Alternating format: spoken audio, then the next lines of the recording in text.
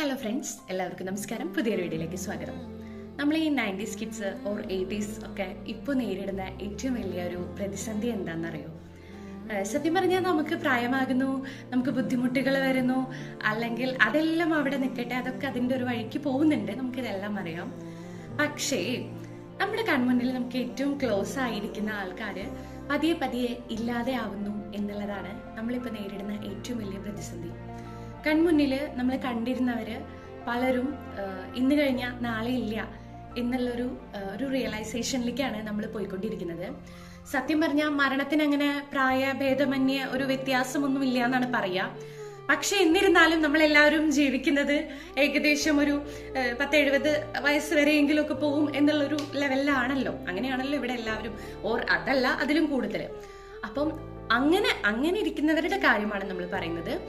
നമുക്ക് ഏറ്റവും പ്രിയപ്പെട്ടവര് നമ്മുടെ ചുറ്റുപാട് നിന്ന് ഇല്ലാതെയാവുന്നു എന്നുള്ളൊരു സത്യം ഇങ്ങനെ പതുക്കെ പതുക്കെ ഉൾക്കൊണ്ട് വരുമ്പോൾ മനസ്സിന് വല്ലാത്തൊരു വിങ്ങലിലേക്കാണ് അത് പോകുന്നത്. ഇപ്പൊ റീസെന്റ് ആയിട്ട് നമുക്ക് ഏറ്റവും ക്ലോസ് ആയിട്ടുള്ള ഒരു ഫാമിലി ഫ്രണ്ട് ആയിരുന്നു. ഒരു അങ്കിള് മരിച്ചു, ഹാർട്ട് അറ്റാക്ക് ആണ്.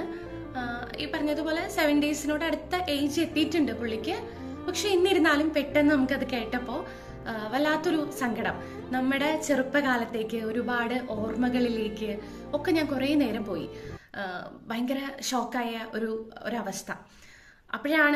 അപ്പോഴും അല്ലെങ്കിൽ ഇപ്പൊ കുറച്ചായിട്ട് ഇപ്പൊ നമ്മുടെ പാരൻസിനായാലും നമുക്ക് ഏറ്റവും വേണ്ടപ്പെട്ട പാരൻസ് പോലെയുള്ളവർക്കായാലും ഒക്കെ ഇങ്ങനെ വയ്യ അസുഖങ്ങൾ എന്നൊക്കെ കേൾക്കുമ്പോൾ പതുക്കെ പതുക്കെ നമ്മളതിങ്ങനെ മനസ്സിലേക്ക് ഇട്ട് ആലോചിക്കുമ്പോൾ ഇവരൊന്നും ഇല്ലാത്തൊരു ലോകത്തിലേക്ക് സ്റ്റെപ്പ് ഓൺ ചെയ്യണമെന്നൊക്കെ നമ്മൾ ആലോചിക്കുമ്പോൾ കുറച്ചൊരു പിടുത്തം വിട്ട അവസ്ഥയിലേക്ക് നമ്മൾ എത്തുന്നുണ്ട്.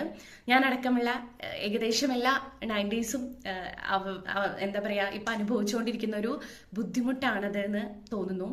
അപ്പോൾ ഇപ്പോൾ കൂടെ ഉള്ളവരെയൊക്കെ ഒന്നധികം ചേർത്ത് പിടിക്കുക. അത്ര മാത്രമേ നമുക്ക് ചെയ്യാനുള്ളൂ. എന്നാണ് നമ്മളോ അവരൊക്കെ കൈവിട്ട് പോവാന്നൊന്നും അറിയില്ല.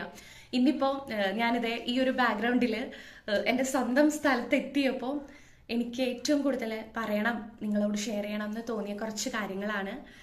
അപ്പോൾ ശരിയാണെന്ന് തോന്നുകയാണെങ്കിൽ നിങ്ങളും കൂടെ കൂടൂ.